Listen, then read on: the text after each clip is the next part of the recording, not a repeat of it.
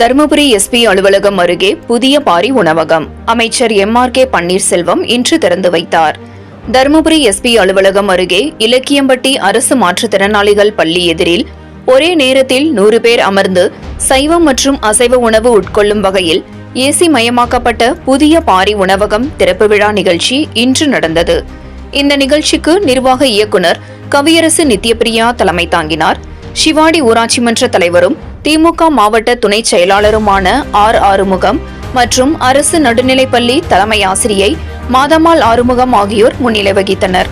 விழாவில் சிறப்பு அழைப்பாளராக தமிழக வேளாண் மற்றும் உழவர் நலத்துறை அமைச்சர் MRK பன்னீர்செல்வம் கலந்து கொண்டு ஏசி மயமாக்கப்பட்ட புதிய பாரி உணவகத்தை திறந்து வைத்தார்.